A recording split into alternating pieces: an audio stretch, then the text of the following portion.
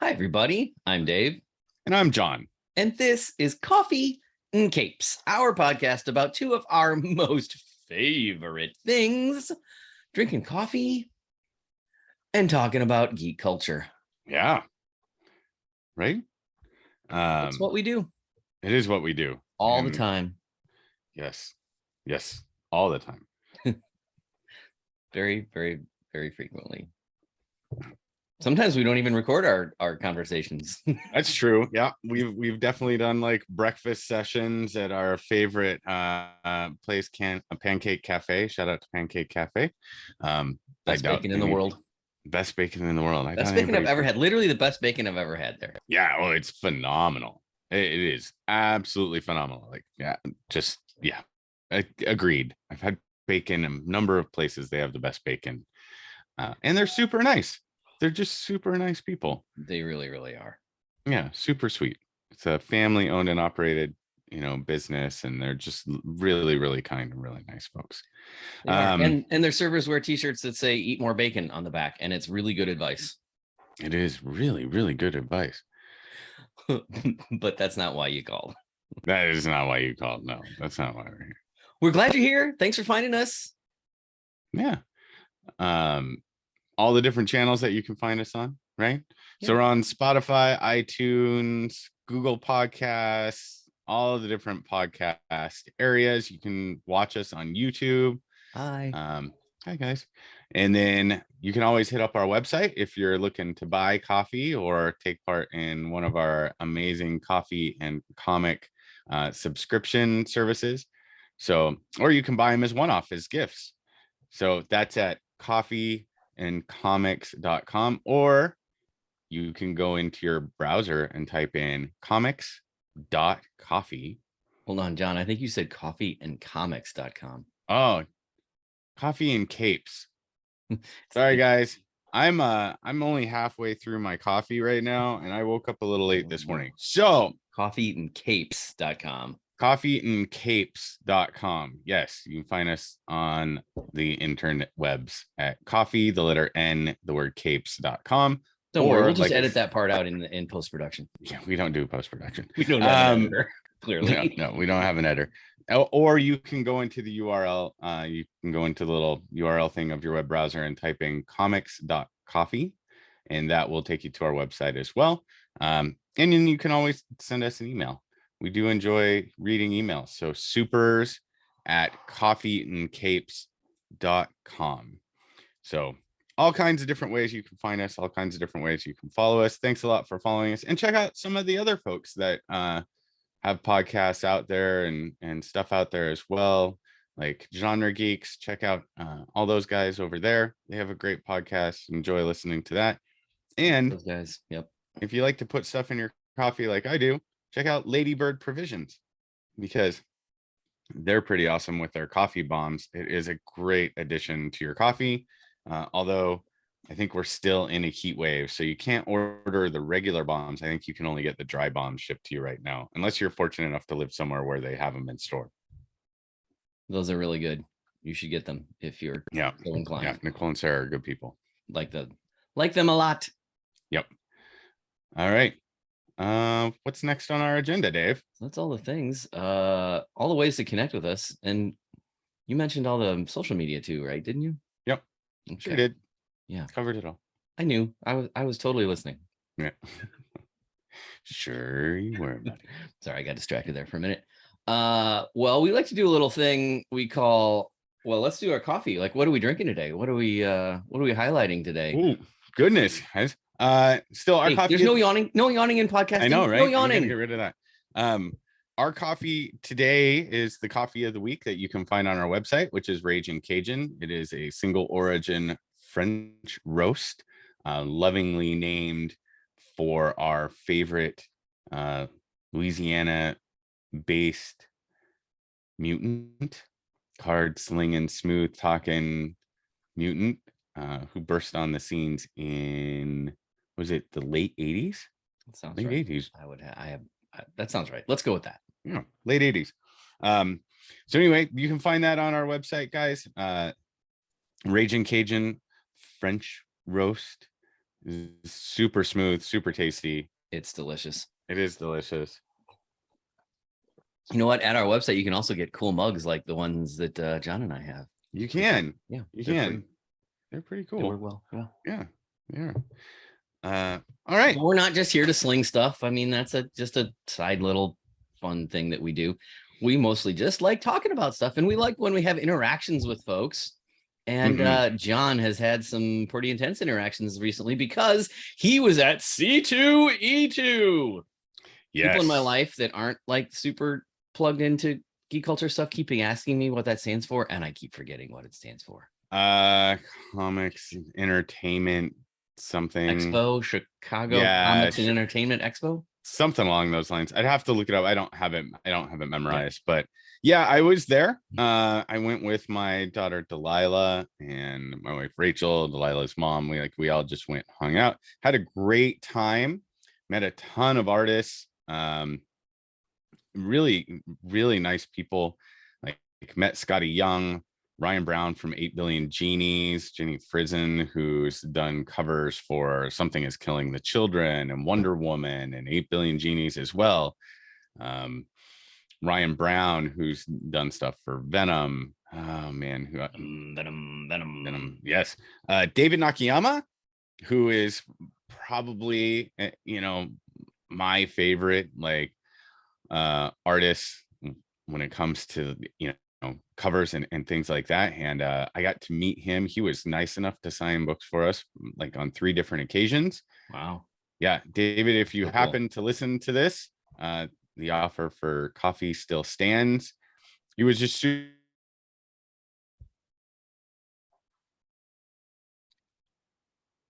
Roro might have a little bit of a frozen situation here. That's a problem. Don't know if it's on my end or John's end. Oh, there we go. John's back. All right. Where did I leave off? David Nakayama was super sweet. Nice. All right. And then he was very nice, very generous. Everybody was. So the that in and of itself, all the artists got some really nice art, saw some really cool stuff. At the Rick and Morty artist, picked up some signed comics from him. Super excited that they've got another season of that cartoon coming out. Oh, wow. I am highly addicted to Rick and Morty. I've been watching Solar Opposites too, which is great. But there was, and I didn't even know this while I was there. This is a crazy thing. So there was some drama surrounding a comic book that came out of. So there's always comic book exclusives that happen at cons, right? And not at cons. Like you go to a proprietor's website and you see exclusive covers that are, they've had made specifically for them. Excuse me. And it's a common thing. And I know there's a couple different sides of this, kind of world. There's the people who are just straight, I love to read my comics and that's it. And then you've got collectors who collect and they love the art and they love all the different aspects of the art. So all the different variant covers that come out, I kind of fall into that category. I love seeing different covers and for books, because I view them as art, right? It's like watching different artists paint your favorite medium over and over and over again. You're just like, wow, these are gorgeous. And then you've got proprietors, which we also kind of fall into, right? We sell comics on the website, we sell coffee on the website. We would definitely fall into the proprietor thing. And so you have these 3 different arenas, and they don't always kind of look at each other favorably. As we know, everybody has opinions, and that's fine, right? As long as you respect everybody's opinion, I think that matters, right? But no matter what side you fall on, and especially if you fall on the proprietor side, I think you have a moral and ethical responsibility to your consumers to not try and pull one over on them for the sake of making a buck. Yeah. That's so, yeah. So so I'm climbing up on a soapbox.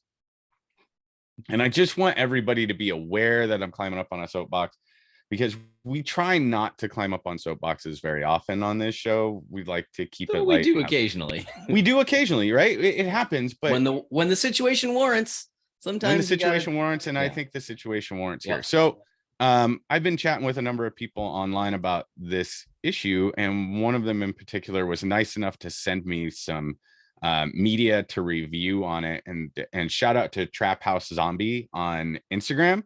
Had a great conversation with him yesterday. He was nice enough to send articles from bleedingcool.com and some other stuff from a couple other Instagram people around, let's just call it acetate gate. Okay. Right. So if you're not aware by now of what happened, I'd be real shocked.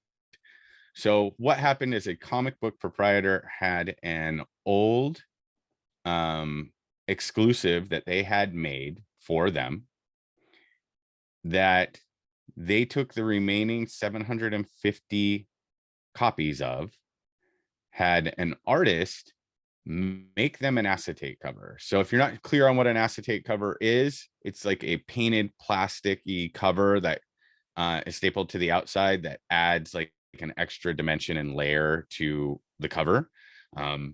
There is a Batman cover that's like this from 125. We're seeing kind of a few of them start to trickle through. So which is fine, right? It's a new medium. Like we got all the shiny chrome covers for a while. We got all the sparkly covers in the 90s. So but they took 750 copies of this exclusive that they had made through Marvel for Ultimate Fallout #4. And then they had an artist. What's special about Ultimate Fallout #4, John? If you need me to tell you, you have to go home. No. Somebody, we have listeners who aren't yeah, okay, that's fair. So Ultimate Fallout #4 was the first stuff. introduction of Miles Morales Spider-Man. It followed the Ultimate Marvel line, which I still miss to this day. Marvel, if anybody from Marvel is listening, please bring it back. It was so good. However, it was the first introduction of Miles Morales as Spider-Man on the heels of the death of Peter Parker, which was a massive storyline. And it's a very highly regarded comic, and especially in collector circles. It's one people love to read over and over again. But it is worth a pretty penny, right? And that's the reality, guys. It's like no matter where you fall on the spectrum of comics are also a business. Like Superman comics have sold for millions of dollars, right? There's a part of that there. So Ultimate Fallout #4 falls into that category. It's a collector comic that is worth a pretty penny and sells. So they took this variant cover that was made a couple of years ago, and they just had an acetate cover made and then stapled it to the outside of their already existing copy that they had, which then they sent off to CGC. If you don't know what CGC is, they're one of like the two major comic book grading companies. And CGC gave them some 10.0 grades, which are unheard of, 9.9 grades, which are unheard of, and then I believe everything else fell into the 9.8 range. So essentially they're saying these are perfect comics. Now they're also doing this with a Ghost Rider that they had a cover made for, and they're also doing this with another book, and I can't remember now. I'd have to look at the information that Trap Zombie sent over, and they've sent some of these already off to CGC, who have graded them, and they've gotten a number of 10s, some 9.9s. And to be clear, that is like almost impossible to get a 10 when you send in like 200 comics. It's really unheard of. The number of 10s that exist out in the world as far as graded are unheard of. So there's a lot of people speculating that there is a pay for kind of the fixes in kind of deal, like right, that somebody paid somebody paid a grader, right, to give them these grades.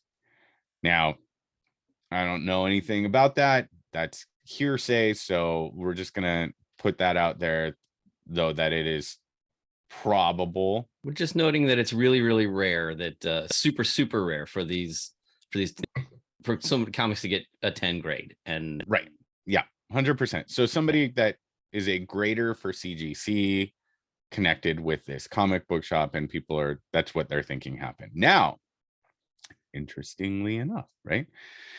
So then they were releasing this comic at C2E2, and they released it essentially, from what I have read and from what I've heard through conversation, essentially before the doors opened one day.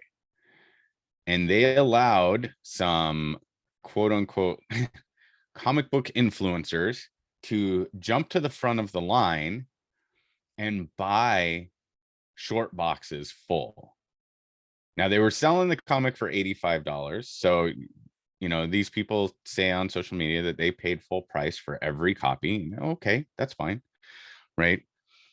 But then partway through selling these, they also upped the price after a certain point. They went from $85 to $100 a pop. So they raised it by $15. So they sold it to influencers who are going to turn around and flip it. I don't have a problem with you flipping books. You got to, like, it happens. People do it. It's just the way it goes, right, guys? People flip books. That's what eBay was built on, like buying stuff and then turning around and yeah, housing selling market. it for more. That's what everybody who sells a house is trying to sell a house for more. Yeah, that's exactly it, right, guys? Like, I don't have a problem with that. That's commerce. I got a news for everybody out there that's a little bit out of shape on that.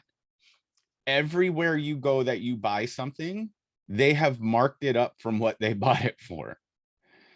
Right? You're not buying something at cost unless you're a retailer buying something. And even then, right, it's a whole thing. That's just how commerce works. You're never buying anything for the cost that a retailer bought something for, unless they put it on sale for like 80% off. So these influencers got the books at a cheaper cost than most everybody else. The influencers, not only did they get books at cheaper cost, but they got 100 or so of them. Right? A short box is like 100, 150 books, somewhere in that range. More than that, probably. I'd have to count. I have short boxes all over my office. So they buy all these books. People in line see them buy these books, and then these influencers go to flip them. And they're flipping these books for, and this is where I have a problem, right? Commerce, you're going to flip it, you're going to make a profit, that's fine. But when you buy something and then you charge 3 times, right? Not 50% more, not that you buy something for $80 and you charge $160 for it. Like, they're putting it onto an auction and making hundreds of dollars off of each one of these, right? And to me, what's happened there is a monopolization of the market, right? And not only that, monopolization of the market with what is essentially a bootleg comic. So in an article that was released by Bleeding Cool, and this is where it really gets into the issue. They talk about Marvel did not approve the Ultimate Fallout #4 acetate cover. So essentially, this is a bootleg comic that this company knowingly made and then allowed influencers to buy more of, monopolized the market, priced higher halfway through selling it to the people still in line, right? And there's all kinds of things wrong here. There's all kinds of things wrong. Like, one, you made a shady product that wasn't authorized by Marvel. It'll be interesting to see if Marvel comes through and drops a hammer down, because they're pretty litigious about protecting their property, I would imagine. And I've done some digging into like exclusive covers and what it takes to do an exclusive cover. And so for like a Marvel exclusive cover or a major company like that, or DC, you have to buy 3,000 copies of your exclusive cover. 3,000 of that specific cover. Then you can submit for more like variants in lower quantities. So that's when you start to see you've got 3,000 trade, 1,500 virgin, and then 500 black and white. So what that means is you were authorized by Marvel to make 3,000 copies of your original variant. Then they said, yes, you can make an additional like 1,500 of the next variant. And then, yes, you can make 500 of the last variant because you fulfilled the initial requirement of the 3,000 copies, right? That's how it works. By everything that I've read and everything that I've dug into and the conversations that I've had. So these guys took their original 3,000 copies, took the remaining 750 they had sitting in their warehouse and just stapled an extra cover to it. That's in violation of what Marvel says you can do.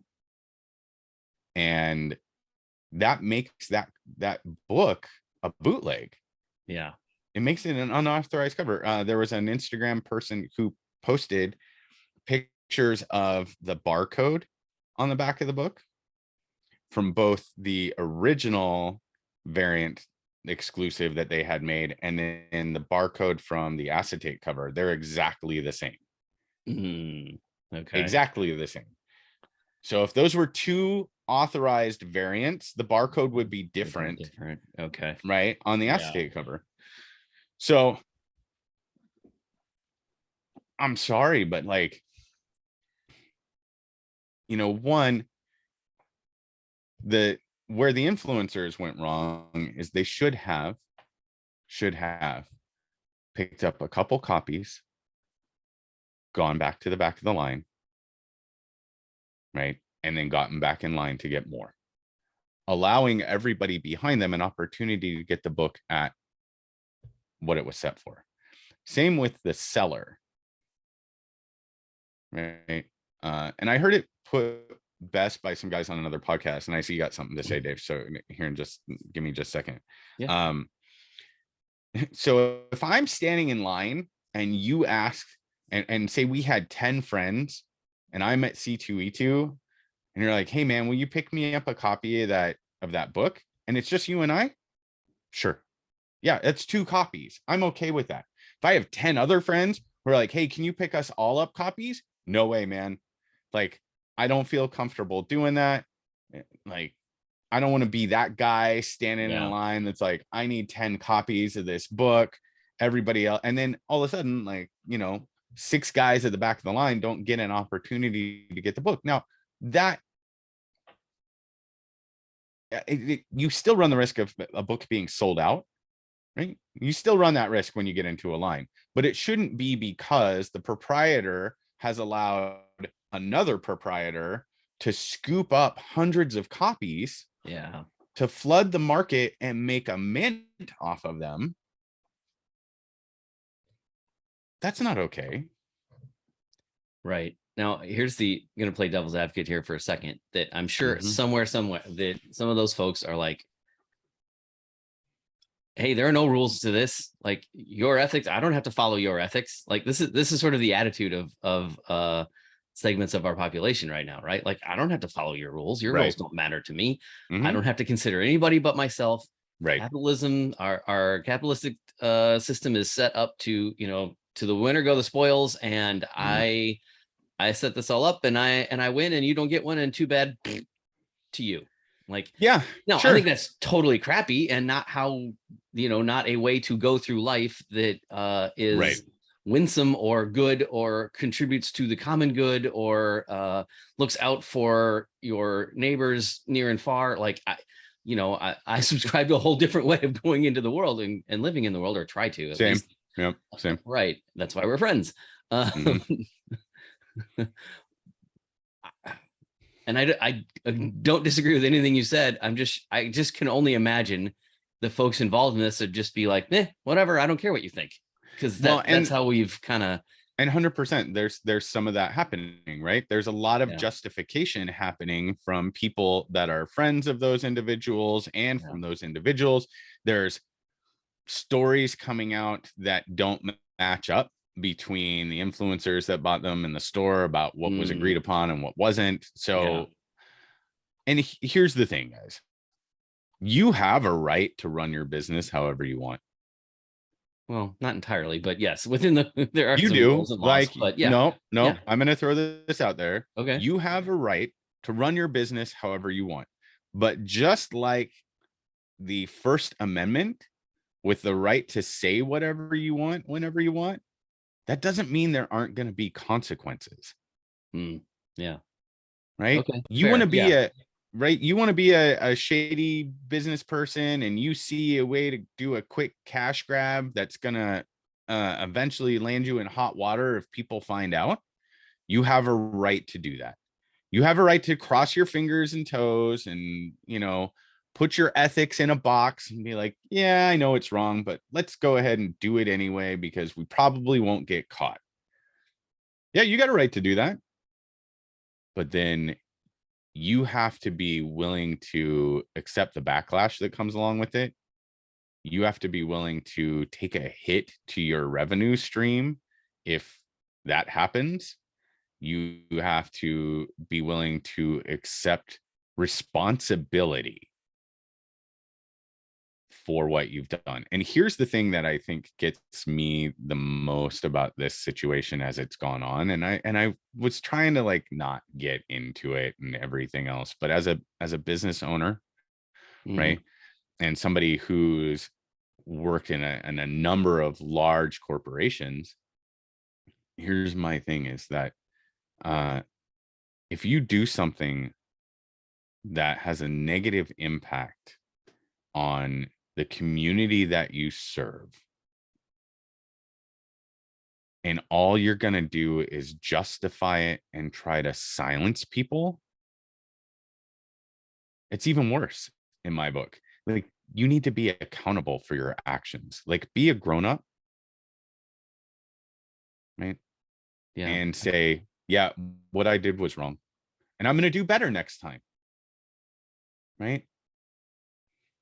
Yeah, I feel like our little tagline is coffee, comics, and community. And exactly. And I think you just hit on the part that's just the most disappointing in all this, is that we want folks in geek culture. Like, our understanding, as we say all the time, is that geek culture stuff is based on the idea that everybody belongs, that we're all, we think of ourselves as one large community. And I know that word in some ways gets overused sometimes and can mean a wide variety of things, and it does. That's how words work.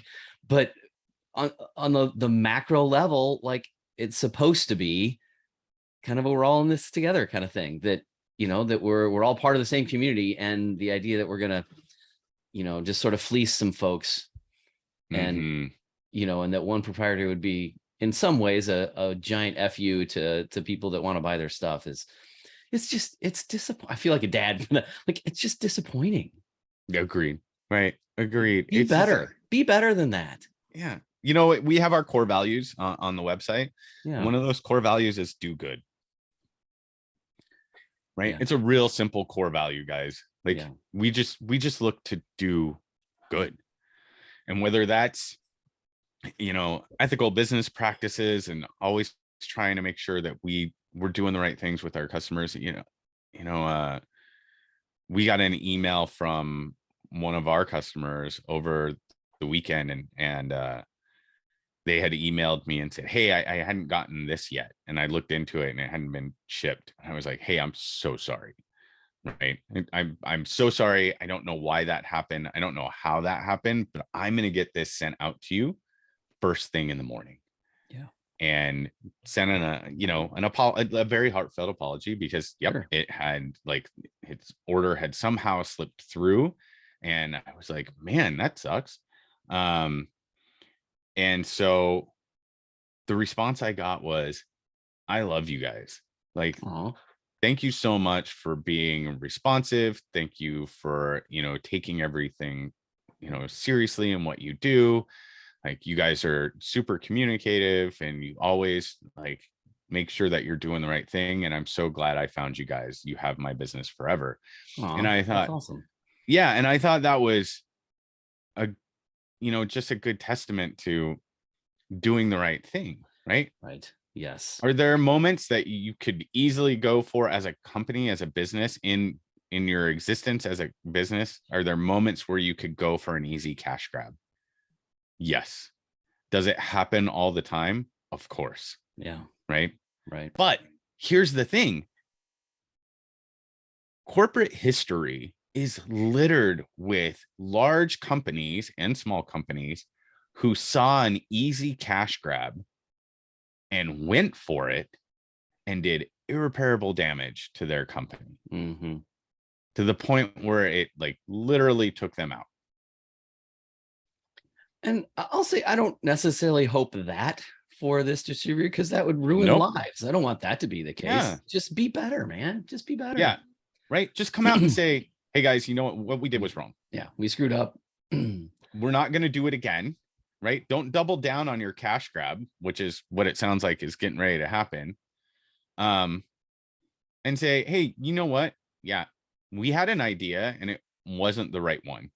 We acted on it and the way we handled it was wrong. We're going to do better. Every person involved in that situation should be coming out and saying, you're right. This wasn't the right thing to do. Yeah. I thought at the time that I could do X, and looking back on it, that wasn't the right thing. Yeah. Here's hoping that's what happens. Yeah. And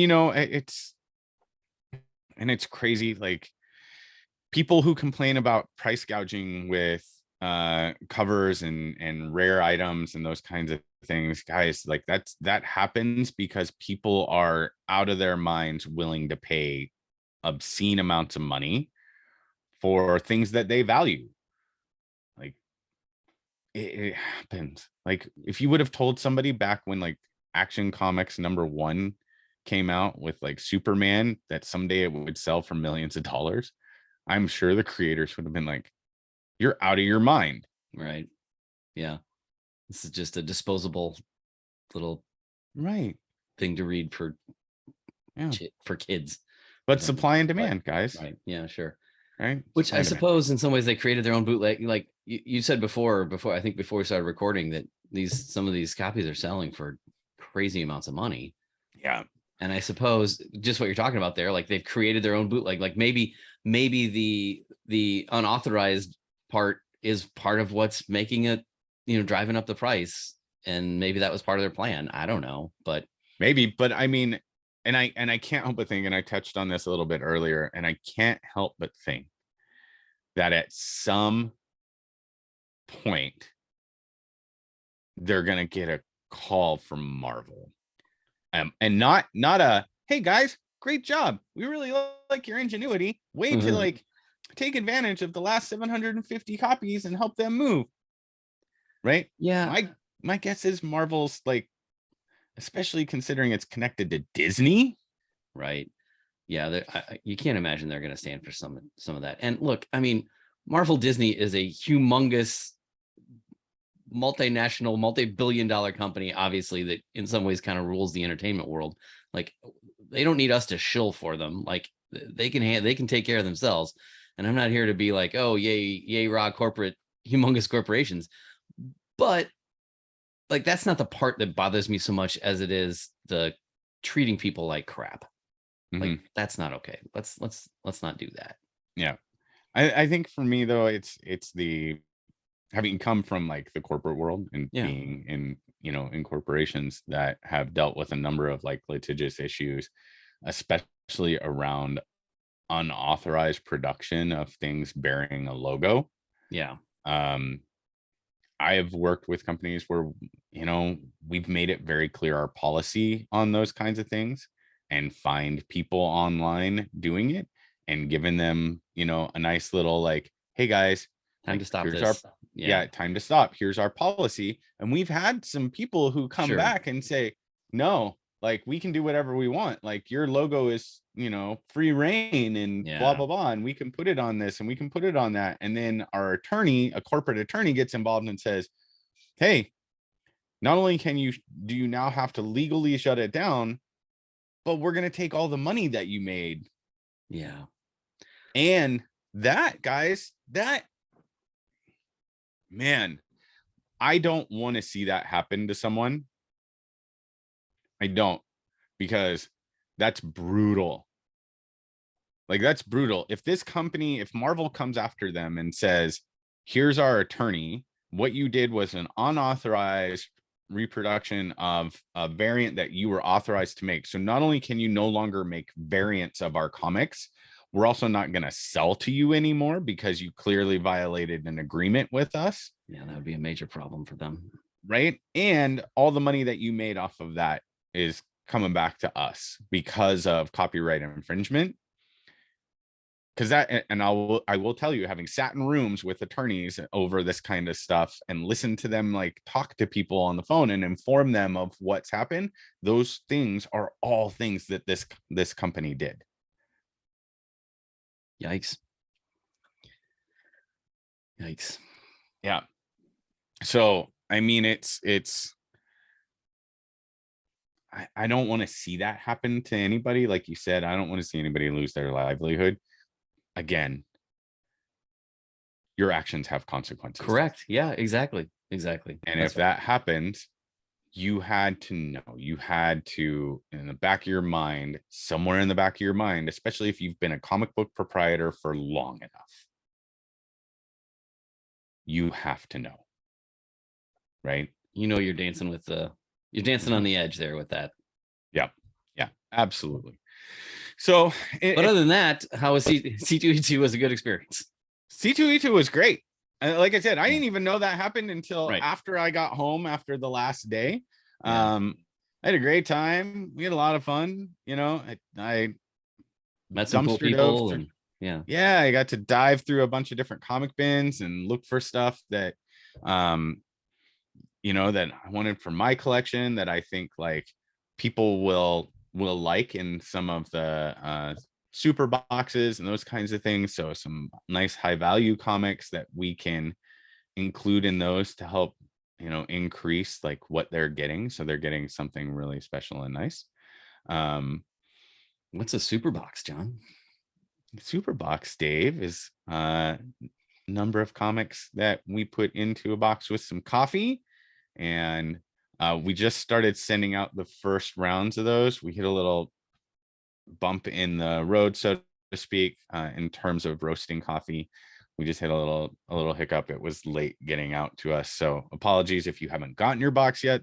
The rest of them should be going out today and tomorrow. But yeah, it's a lot of fun. I it was a lot of fun putting the ones together that I could this week, and really looking for ways to grab out of our offerings stuff that brings a lot of value. I know that the overall value of the boxes for what I sent out when you add the coffee and the comics in together easily exceeded what people were paying for.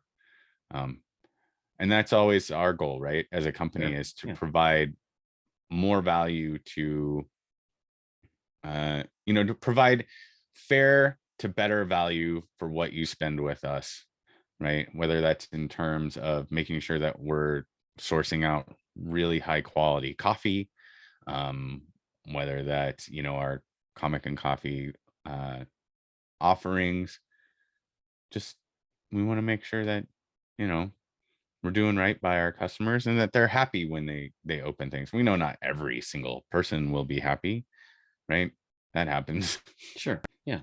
It's life. It's life as a business. Everybody that's never had a business or anything like that knows you don't get 100% customer satisfaction, but that's always the goal. Absolutely. Yeah. Always the goal. Yeah. So those are available on coffeeandcapes.com. Yay. Yeah. Cool. So, believe it or not, this episode is not acetate gate. No, but that was if we had better editing processes, that would be one episode and we'd stop here and go on and do something. But that's not how we work around here. That was our extended fan fiction section where we needed to talk about best practices and being a good community. But we're not done yet. But wait, there's more. Yeah. So for those of you that are like, when are you going to talk about Top Gun? And why are you talking about Top Gun? Top Gun's as mainstream gets. Yeah, but man, guys, like we talk about geek culture, and part of geek culture is cinema. Like die hard like cinema files, right? I think that's a word. I don't know. It sounds good, right? We love to watch movies of all kinds. We do. And I finally got to see Top Gun Maverick yesterday. So that's what we're talking about today. We're going to talk about Top Gun Maverick. Yes. And yeah, maybe it's not technically geek culture, but as John says, yeah, we just like good movies, and it's fun and it's a great movie, and there's a lot to talk about. So that's what we're going to do. It was so good. It was so good. I'm going to say, and I'm going to spoil kind of my hold on. So I know this movie's been out for a few weeks, but a month, 2 months, I don't even know. It's been out a while now. And yet it is our ongoing practice to remind you that from this point on, there be spoilers. Yeah. That we are not attempting to not spoil that. We're just going to talk about the whole thing. So if you haven't seen the movie and you don't want it spoiled, please press pause and come back after you've seen it. Yeah, and this is going to be a longer episode. Like, we're going to try and wrap our movie review in the next 30 minutes, guys, so that we're not going into like a 2-hour long episode. Yeah. So we're going to have to fly through this, but I want to point out this is Tom. Fly through it. Yep. This is the Tom Cruise's first billion-dollar movie. Can you believe that? Out of all the movies that this guy has made, as popular as his movies have been, this is the first one to break $1 billion. That is surprising. It is kind of surprising, right? I mean, I think it beat Titanic on something is what I saw. Okay. I don't know. I know when we saw it, I don't remember when we saw it. I think it was sometime last month that our whole family went, and the place was packed. Like it was not like a Saturday night or something. I don't remember. Right. Like, let's say maybe it was a Thursday or something. The theater was packed. Yeah. Well, it's still running now. And when did it come out? July? June? I don't even remember anymore. I think the end of June, like July timeframe, in time for 4th of July. So we're well over a month. Yeah. We're well over a month. I mean, I went yesterday and there were still like 6 of us sitting in the movie theater. Right. Yeah. At a matinee show, essentially. I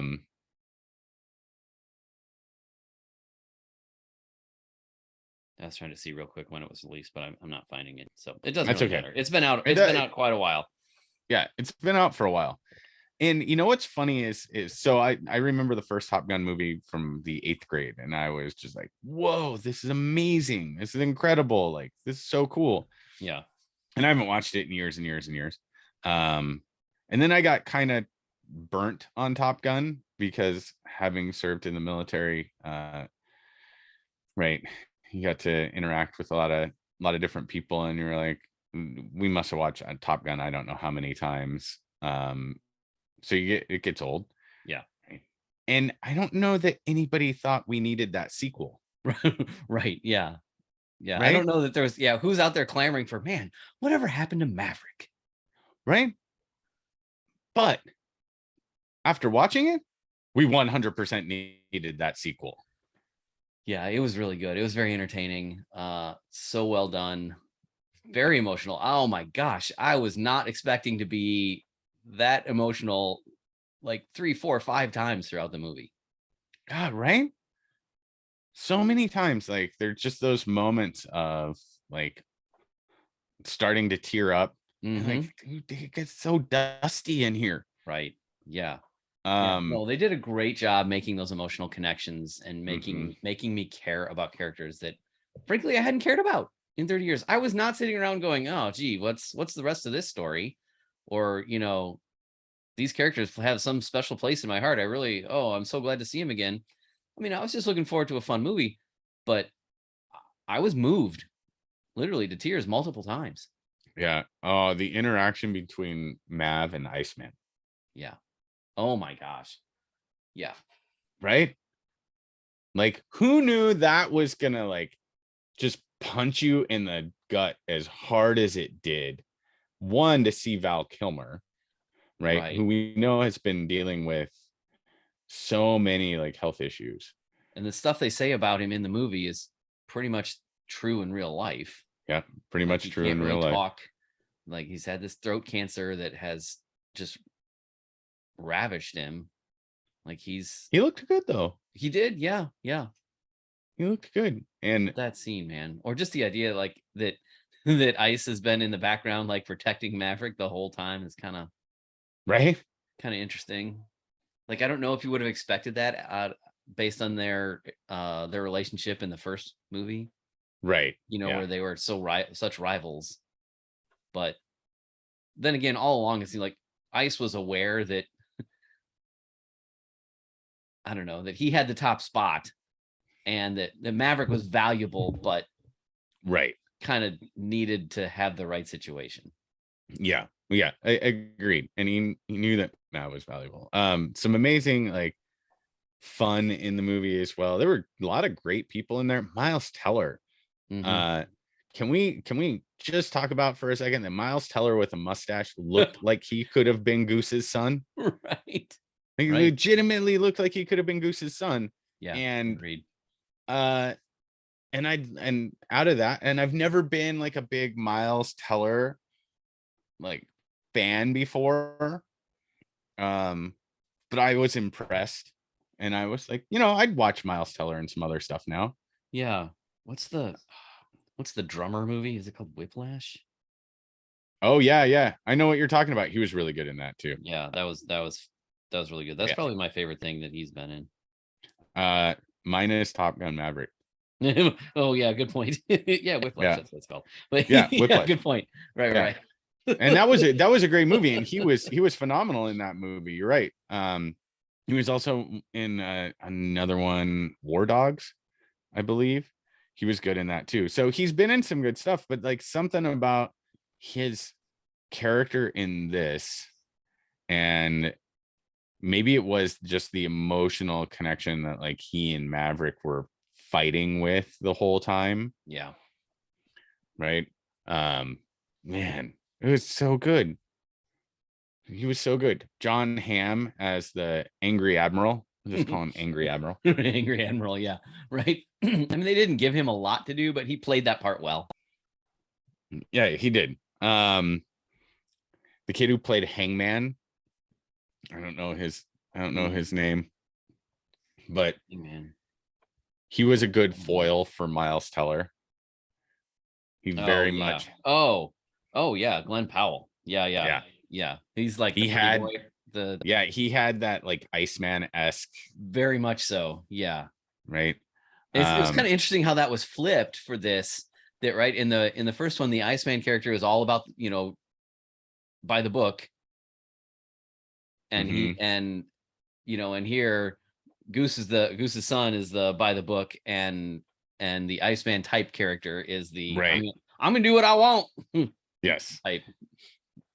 He's the hot dog. He's the hot dog. I do want to point out Jennifer Connelly is beautiful. Like that woman has always been beautiful, and she is just aging awesomely. Fits in well with Tom Cruise that way, who has managed to age amazingly well as well. Right? Like look at him in the dude's about to be 60 years old, or is 60, like just turned 60 years old. Yeah, he's like 60 years old. Look at him in this picture behind me.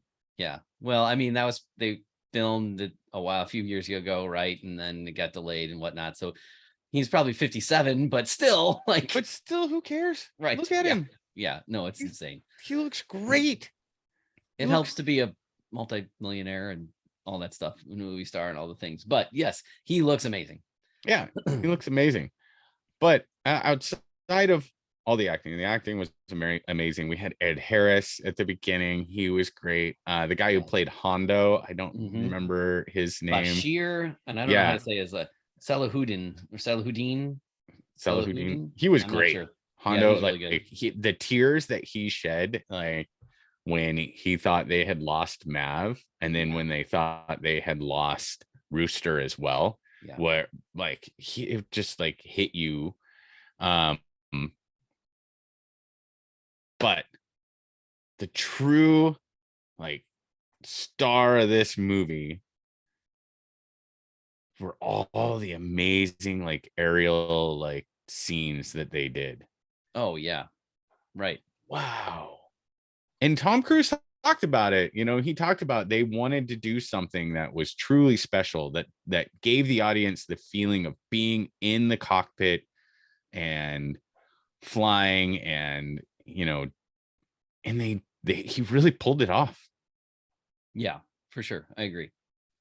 He really pulled it off. The flying was beautiful and amazing. And you know, you had the dogfight scenes where Mav is just like taking them all apart, taking them all to school. And I love the fact that they're like, the Hangman is so cocky. He's like, well, let's put like 200 push-ups on it and see, you know, see what happens. And everybody's doing push-ups except for Maverick, right? Because he just like just takes them all down over and over and over again, and like takes them to school. And you know, his like Tom Cruise's insistence over and over that, you know, when they're talking about the mission, that they come, you know, he even does it like when he's talking to John Hamm at one point. John Hamm's, you know, laying out the mission parameters and what needs to happen, and Mav goes, and bring the team home, right? Yeah. And bring the team home, sir. Like, oh yeah, I guess so. Right. And he's just kind of looking at him like he doesn't say anything, and Mav's like, and bring the team home. And there was so in the original Top Gun, right, you talked about this in a conversation you and I had offline. There's so much machismo that happened, like 1980s machismo. Yep, it was a thing. Rambo, Predator, you could just go down the list, right? Well, and I felt like, you know, the whole conquest scene, I think that's the word that keeps coming back to me, like, oh, you know, we've got the famous, in the first one, the famous scene with you lost that love and feeling, and they're having a bet about who can sleep with whom, right? Like that part went away. Like this was, you know, the relationship between Tom Cruise, between Maverick and Penny, is that her name? Penny? Yeah, Penny. Yep. The Jennifer Connelly character was much more genuine. Yes. And much more mature and much more adult, and had completely eliminated, to me, the whole like, oh, it's just a conquest just for fun and let's see if we can get laid kind of thing. It was more just about like, I care about these people, care about each other, and they're trying to figure out a way to make that work in the midst of a lifetime of off again, on again, and hurting one another and walking away, and you know, all of that. Like it's you know, you have different relationships in your 50s than you do in your 20s. God, let's hope so. You should. Let's hope so. Right. Yeah, exactly. And so I think that part, for me, that's part of why that relationship was so much better. Maybe because I'm 50 now. So like, I identify with that piece much more. Sure. And it makes more sense, right? It's a long standing like relationship, and I like how they portrayed it. I liked how Maverick's character, who had been super reckless, fly by the seat of his pants guy in the first one, right, is now tempered with wisdom and some more experience, but still demonstrated those moments of, whether you call it like brilliance or recklessness, there's probably a little bit of both. But you know, had those moments like in the very beginning when they're trying to hit Mach 10, and you know, Hondo tells him Mach 10, not 10.1, not 10.2, Yeah. Mach 10. But And then what Mav's did he up do? there and he, breaks all protocol, breaks all the rules, goes out to do the test because he wants, the people that are there to continue to have jobs and have funding, right? Gets up there, hits Mach 10, and everybody's like, yeah, we did it. And you see him, he's like a little kid. Right. He can't hold himself back. And he's just a little bit more. Yeah. And like pushes it. And Honda's like, no, like, don't do it. Right. Don't do it. And he does it. And then you see the plane like catastrophic failure, comes apart. What a great scene when he walks into the little like diner. Yeah. And everybody's looking at him. And like, are you an alien? He goes, where am I? And the little kid looks up and goes, Earth. Yeah. No, that was like, hilarious. That was really funny. It was so good. Now, two things about that scene. Now, I'm showing my age. So the first one, I kept thinking the whole setup with like the way they filmed it, where he's like kind of in the semicircle of the like where you see some of the telemetry. I don't know what the words are, but you see some of like the instrument panel or whatever, and just the way you kind of get that. It's almost like how Marvel did with Tony Stark inside of the Iron Man helmet. Mm-hmm. It was kind of like that, but larger. I had flashbacks, and that whole thing where he's gonna crash the test plane. I was thinking $6 Million Man. Yeah. that whole I thing. can see that, like that whole thing. Yeah. Where he's like the test pilot, and that's how he ends up becoming. Yeah. There's something they should make a movie out of. That would be really cool now. But I even feel like just the way it looked reminded me of that opening part to $6 Million Man. Yep. I'd have to go back and rewatch that because I'd be curious. But yeah, I can see that. Now, but it was. Go ahead. The other piece of that is, have you heard the theory about this movie from that part? No. Okay. Now I don't want to derail our conversation here, but there's a theory that in that scene, just what you're saying, like he goes past Mach 10, it all flies apart. The fan theory is he actually dies in that scene, and all the rest of the movie is how he imagines like his life would have gone if he had lived. Meh. Because it all falls in place after that. Like he, somehow he magically survives this thing, and then like. But it's Matt from Top Gun. He manages to reconnect with Penny. He manages to repair his relationship with Rooster, and fly, be the hero of a grand adventure flight. Theories that overreach. Like, let me just kind of, you know what? All dogs go to heaven. Let me tell you my fan theory on that one. There's always a fan theory. If that's your fan theory and that's what makes you happy, like, good on you. It's a movie. Like, I'm not going to subscribe to that one because Maverick falls into the Han Solo world for me, where you just have that like skill paired with just the right amount of luck all the time. Yeah.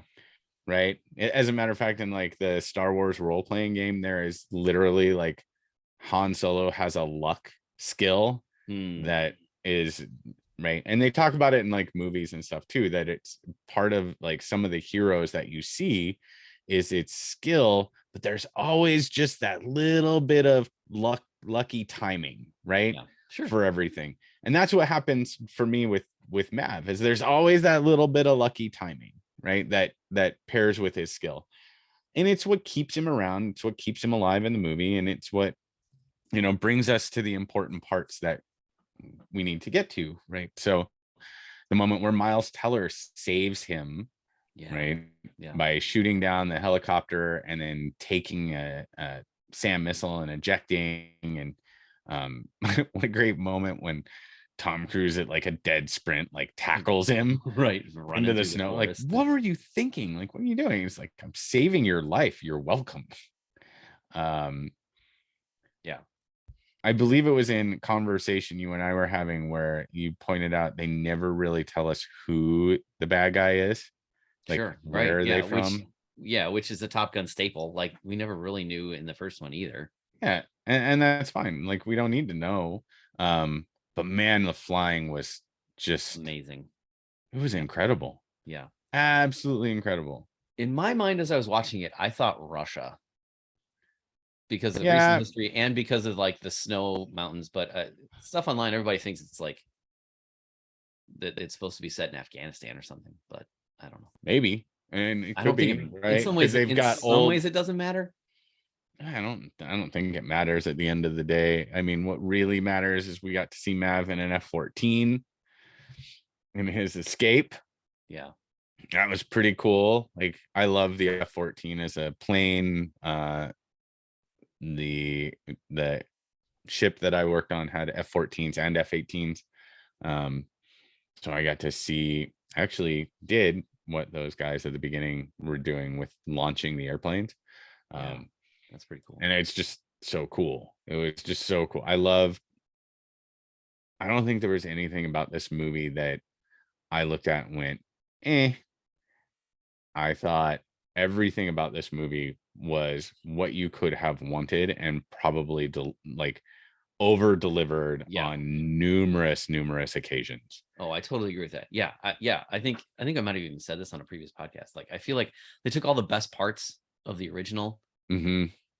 and carried those forward and cut out all of the worst parts and then Hmm. added to it with even more like more interesting flying scenes and more and realistic. And we know Cruise is big on the actual physical stunts, Yeah. that they're actually flying around. They worked with the Navy, I guess, and Uh-huh. I don't know how all that works, but they're actually flying these planes around, and these Right. are there's not CGI. I mean, there must be some, but I'm sure there's it's a, mostly not CGI. It's all like real physical stunts. Like, I think that's a I have to wonder if that's part of what adds to the impact of this movie, oh, I'm sure.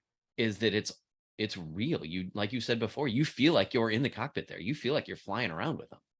Yeah. And it's, and that definitely has a significant impact. Um, and they're so intense. The flight scenes are so intense and so full of Right. adrenaline that when you're back on the ground and they're doing something that has an emotional attachment to it, it impacts the emotional attachment even more. Sure. And there's some levity. I loved that they didn't Oh, try to yeah. make it like when Hangman and those guys toss Tom Cruise out of the bar. Uh-huh. Right, they throw him out of the bar and they're like making fun of him and calling him grandpa and all these things, and then they're sitting there waiting for their instructor, just like in the original Top Just like in the Gun. original. Yeah, I loved that throwback to the original. Right, that was Yeah. great. I love Yeah. that. And they're talking Yep. about the most decorated, most like everything, and he walks up to the like you just see all the guys' faces like, It's just like, oh shit. Yeah. Right. right. Yeah. And then Tom Cruise is like, you guys probably know this book forward and backward. And they're like, yes, sir, we do. And he tosses it in the trash can, and Hondo goes, and we're off.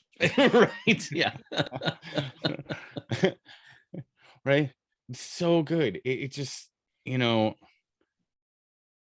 I have to say that I could not that I wanted to, right? But we've talked about so many of the properties that we've watched lately in terms of like Marvel and everything else. There's been some kind of flaw somewhere that existed within the film or within the show that you maybe can't get over, that detracts a little bit from it, something like that. Beginning to end, I couldn't find a flaw. There was no hiccups in the effects, that any effects that were used. The flying was beautiful and immaculate, and the acting was great and fun and humorous at times. And it, like you mentioned, there were multiple times like I started to like choke up. Yeah. Right. Seeing Mav standing outside the bar after he's gotten thrown out, and Miles Teller is playing Great Oh my Balls of gosh. Fire. Right. Yeah. Right. Yeah. Like his dad did on the piano, and he's having that flashback, and he's like, it was just so good. Just like that moment, you're just kind of like, how hard would it be to deal with something like that, the trauma from losing like your best friend and always thinking it's your fault and always right. Well, and I think that's one of the things the movie does really well. And here's why I picked the photo that I have, that if you're watching on YouTube, you can see like Mav's looking over his shoulder. There's a part of his life where he's continually looking over his shoulder. And yep and you know, and in some ways many of us do that, I suppose, that, you know, obviously we're affected by our past, or like there's a thing in our past that we just always go back to, that we're like, man, I should have handled that better, or I wish that had gone differently, or I'm still affected by the trauma that I went through, like all of those things. And that's part of Mav's story, that he's been able to move forward, but not fully. right. And we see that in his career, right? That he's still captain, that he should, everybody else that's been around as long as he has an admiral or whatever by now. Yep. And he's still captain because he's kind of stuck reliving that moment where he lost Goose. Yeah. And he kind of hasn't, I'm going to suggest that he hasn't forgiven himself. And then he kind of has, you know, then we learn through what he says that he kind of had his Dark Knight moment where, like, you know, I'll be the hero you need, not the one you just, whatever. Like they'll chase me because I can take it kind of moment, where he's like, you know, I don't totally understand the motivation behind pulling Rooster's ability to be in flight school, but he plays that role, and he's like, well, it's because it's what his mom wanted, and I'm never going to tell him that because I don't want him to hate. He can hate me. I don't want him to hate her. Right. Like that, taking on that emotional impact of like, I'm going to, as much as I want to have a relationship with Rooster, I'm willing to sacrifice that to keep the memory of his mom. Yeah. Right. Clear, clean, clean. There, that's the word. Clean. That's the word. Yeah. You know, that's kind of, to me, that was sort of like I said, that was sort of a Dark Knight moment for him. But then when he finally gets to reconcile with Rooster, that's when he can now look forward, like he is in your photo. Like he's now there's an actual future for him. Right. Although it's, you know, whether it's in the Navy or not, it's a different story. But sure, but he doesn't have to stay right. Stuck he where can connect with Penny and and he wants that, right? And there's that moment he and Rooster are working on the plane and in the hangar at the end, and he sees Penny, and you know, they go for, you know, and he's looking for her. Yeah. Right. Yeah. He wants to find her. Like he goes into her bar to find her. Right. So his future now is laid out before him. Like he's got Rooster and they can look forward together. He's got Penny, they can look forward together. Yep. And it was, yeah, I agree. It was a really nice, like, you know, Joseph Campbell wrote a book a long time ago that talks about the hero's journey. And it was really a nice continuation of Maverick's hero's journey and bringing it to a close. Right. Yeah. I think that's important. I do feel like we've told the story of Maverick. Like, despite them making $1 billion or whatever, we don't need Top Gun 3. No, I think a Top Gun 3 would feel cheap. Yes, I agree. Right. I think when you've done a story that's this good, that wraps this well, that literally takes you through and continues a hero's journey that was begun in the first one and wraps it so neatly at the end, because it was wrapped very clean at the end, right? That if you tried to do another one, like, he doesn't need to, he's got his Mission Impossible franchise and they're getting ready to do another one of those. This was a passion project for him, I believe. To be able to do something, you know, that was thrilling and enjoyable for everybody and had some heart and literally wrapped the story of Maverick. It's brought him finally full circle.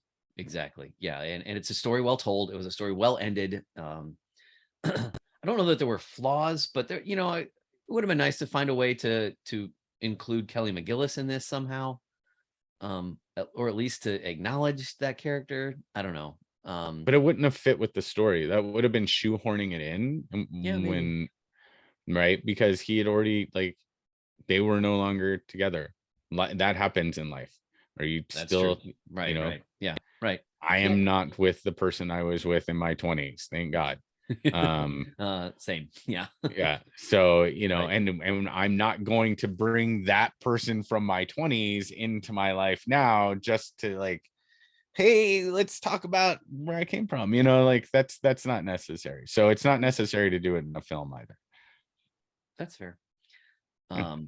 I think if there was to be another chapter in this story, it would have to be beyond Maverick. It would have to be, well, let's learn some more about some of those other pilots. Like some of those other pilots didn't get a lot to do because this is the Maverick story. Right. This wasn't the story of the Top Gun school. This was the Maverick story. Correct. Yeah, I agree. But I I'm don't not think pining for those stories. Like I think that some of those yeah, I characters was are interesting and it would be okay to see what they're doing, but that really isn't what's driving this. Like I don't think a Top Gun movie without Tom Cruise would make much sense. no, and I don't think it would do well. Right. I Right. think that I think It that, would feel cheap, like you said.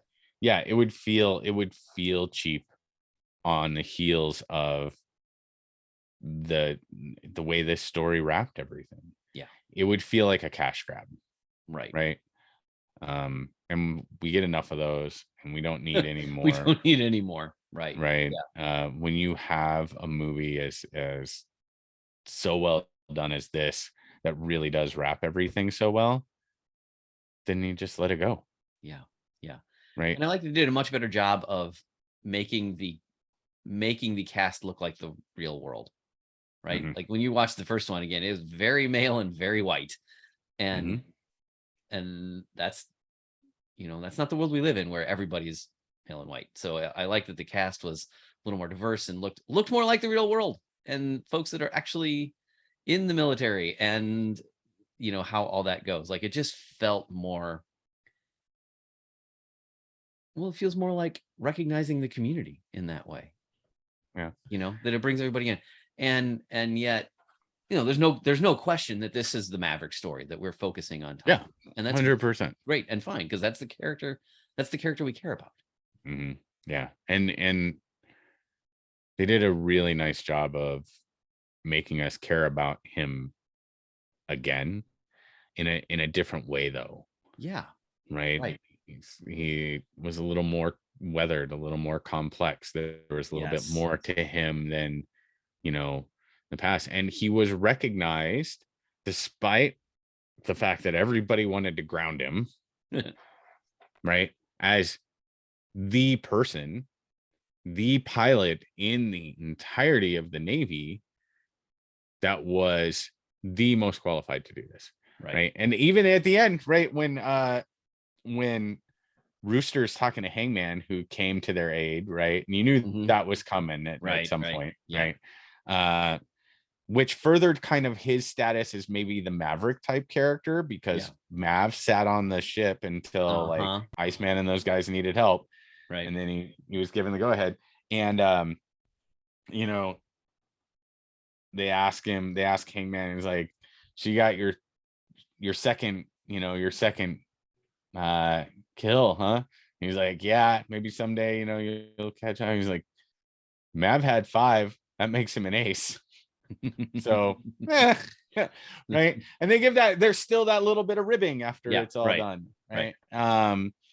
Which was kind of fun. And yeah, it's just a really strong movie that stands well, right? It doesn't feel shaky, unrealistic at any point in time.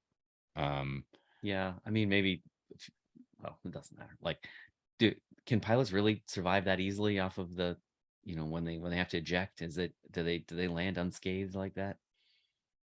I've never had to eject, I can tell you, but since Mhm. they do survive and they do Yeah. live, and they, that's the goal, is to be able Sure. to Yeah. walk Yeah. away from like ejecting like that. So, I'm gonna go with yes.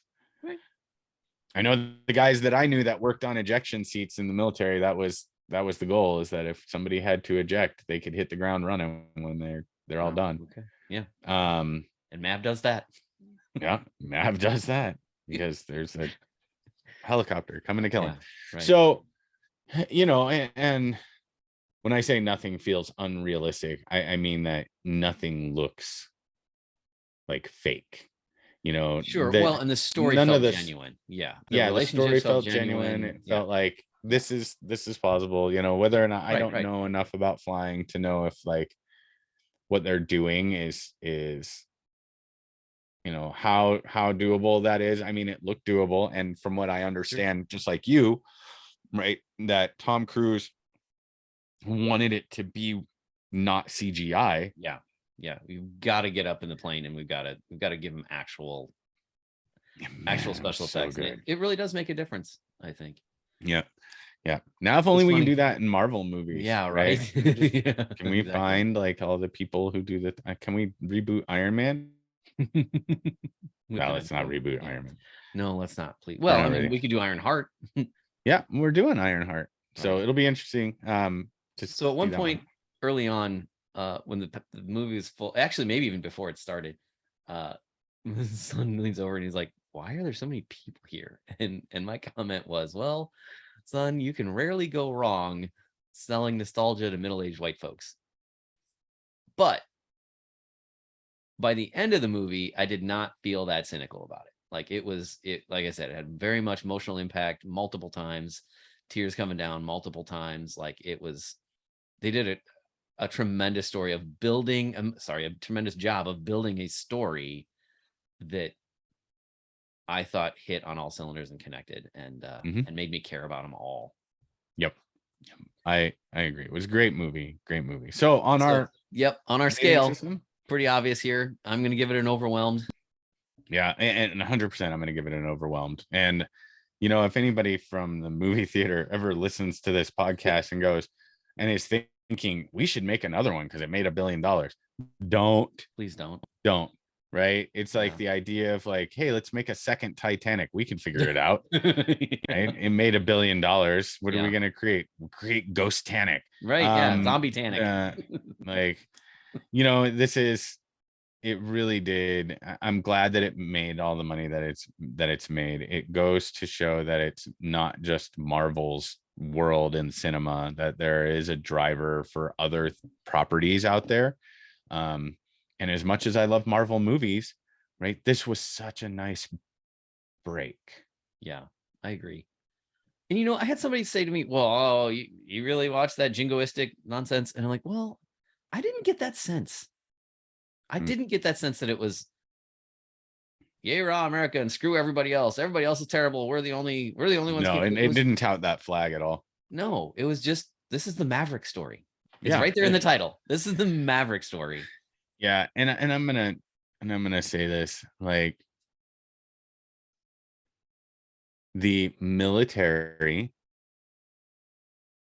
is not the rah kind of like that idea that people have about a preconceived notion about a movie about the military being, rah America, everybody else is bad and whatnot, is a little on the offensive side for those of us that have served. It makes this assumption that that's what everybody's thought process is in the military. And I encourage anybody who has that thought process to sit down with a few veterans and talk to them about their experience, the brotherhood and sisterhood that they experience coming out of that, and some of the socioeconomic, things that may have led them into doing that. Right. Some of the areas that they came from that led to the idea of serving their country, right? And what it actually means to them. Like, who are they serving in their mind's eye? Like, and you're going to find a wide range and a wide gamut, but sure, probably is almost as many answers as there are people. Yep, 100%. So to lump everything into that kind of rah like mentality, I think is the same as, lumping any group into anything. So yeah, that's my soapbox from a veteran standpoint. Well, we appreciate your service, sir. Yeah. All right. So Yay, this Top was a little Gun. long, but It was a little long. Acetate Gate and Top Gun Mav. Hopefully we ended on a high note with Top Gun Mav. yes. Right. Well, And just like everything else, do good. do good. Yes. Build the community. So let us know what you thought. What do you think of the movie? I imagine you saw it. What'd you think? And we'll leave it at that. So thanks for sticking with us. We appreciate all you. We love our true believers. And thanks for connecting with us in all the ways. Hope to hear from you. Until next time. Bye. Bye, guys.